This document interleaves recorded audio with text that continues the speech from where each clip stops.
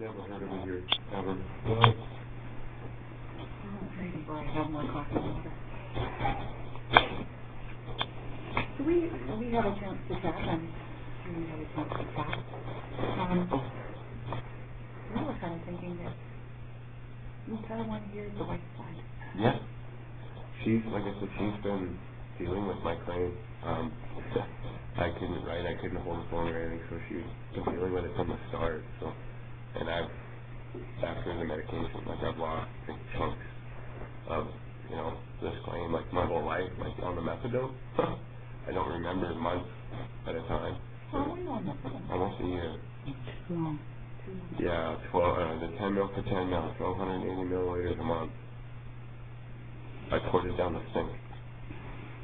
Was rough. Yeah, I ended up in the hospital first time. And you have 3 kids? Yeah. Yes, you do. 13, 12, and just turned 9. So that's a full-time job for you? Yeah. And then taking care of me is full. My kids have been great, actually. My kids have been very, very helpful, especially last year when I was working. They had to do everything for them, which was very, very hard for them. Yeah, well, more so, right? Watching their dad, it was very, very hard for them. Yeah, and we need to help change that and help you get to a seeing how she's being tested for lymphoma cancer and stuff now, so we're going to go through a whole lot of more trials and tribulations. So. Yes, ma'am, it's a genetic thing that runs in our family. Not feeling very well this day. The last 4 years have been pretty hard. I mean, the last 3 houses we lived in were heated by wood. So me and the kids brought over so funny. We were New Year's. We were watching a buddy pack up wood that took him 2 hours to do these 2 stacks that were in front of the house. And I'm like, geez, my kids could have hauled that up faster and straighter than you just did, you? The stacks are all kind of weird now. But for the most part, what else would I like to know? We know there's significant injury cases that wives and families have to do, and I guess we just like to hear your perspective. Home care was hard. That was probably one of the harder bits, because no matter where I seemed to go to try and get help with that avenue, all they wanted to do was throw money at one and take care of your own, and that was a huge ball of wax in itself. That was very hard. Because of where you were located? So they said. So they said, but our lawyer was able to show them that, there was home care that did come to Hayward. There was a company that was willing to do it. It might not have been the price that the adjudicator at that time was willing to fork out, but it was nonetheless an issue. Not that I like to address money at all when it comes to my husband's care, because it's not the issue for me. I just felt very insulted knowing that there was a means other than myself and my kids to help Lauren, but instead of helping them, they threw him measly money to go and find it on his own, knowing that with that amount of money that he was receiving, he couldn't get care anyway, so they knew in a nutshell that they were paying me to do it and doing it at half the price they would have did for home care. And it was written in my file that they don't know how Juanita Woodrow, who was Lauren's initial nurse's advisor, had wrote in more than one incident where she, if it wasn't for the fact that I had stepped up to the plate, Lauren's claim would have cost significantly a lot more. And it was black and white. And in the second paragraph she said, they're doing it. I have no idea how they're doing it, but she is. And so, it just seems that that system forced me and my children into something that should have been their responsibility. And so that for my kids and myself, it was a lot to deal with. No ergonomic help. Like I wasn't even offered a pack of latex gloves to help wipe my husband's bum. And no one cared. No one cared that we didn't have an ergonomic toothbrush so that I could brush his teeth. Nobody cared that Lauren weighed 140 or 245 pounds and I had to get him in and out of the tub by myself. because with 2 full casts, you ain't getting down by yourself into the tub, and you ain't getting up by yourself either. Left in the house alone while she, begged for rides to go shopping because we weren't allowed to go shopping, or it was left up to me to do it without allowing my wife to go in the cab.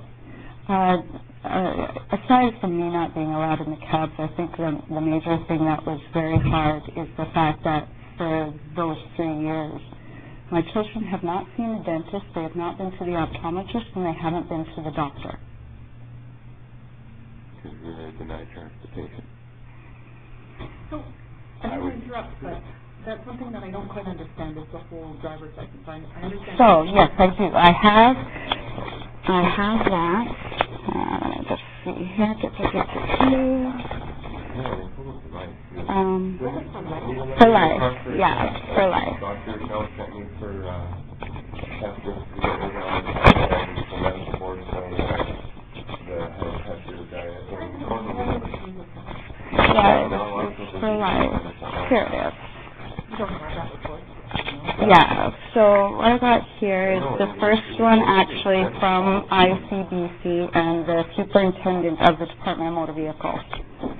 And then here is the actual letter, August 8th of 07, there with that, from the actual person that did it.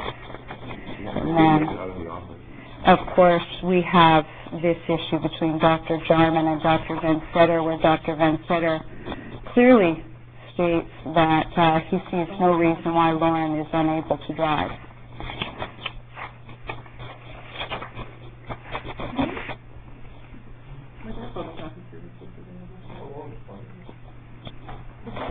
Please, feel free. Yeah.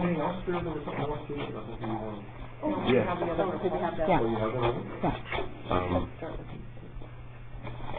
There's a couple of issues here that you've highlighted that it would have been had we had this. I know I've been hitchhiking to my doctor's appointments the last 3 times. Okay, so you Very important. don't have a license, and I get that, why RSC and narcotics. How come a doctor is still in Courtney? Have you thought about a doctor here? The doctors here that are in Port Hardy, as we all know, due to the way their medical, unfortunately, is very tight.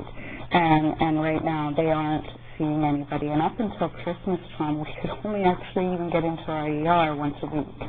It was on odd and even days, and if you got hurt on an odd day, you had to go down to Port McNeil. If you got hurt on an even day, you had to come up here to Port Hardy. The only doctor that came here, I did try to get try and see him, Dr. Khan, but it's too much, too far away, not qualified by any means, of course, to deal with the situation. So as far as up here, Lauren and I have been discussing, as it was brought up numerous times throughout the claim, that Lauren needs to be closer to medical attention. Due to the fact that, of course, money has always been an issue for us, that wasn't a possibility. It was mentioned a couple of times, though, that workers' compensation would viably pay for the move if, of course, closer to everything else in general, which is, something that we've thought long and hard about. So are you then committed to Port Hardy? No, ma'am. No, ma'am. What happened with it, as you can kind of see, is during the claim, is we've kind of made our way up here to where the rent's cheaper. And at one time, we could afford, a $1,250 a month place, and not bat an eye at it, and then eventually it went to a $900 place, and then it went to eventually to a $750 place, and now we live here at the Wad for $600.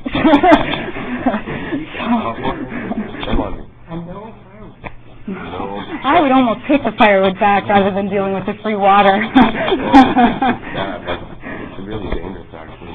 Yeah. I don't know if it's a compensation thing, but water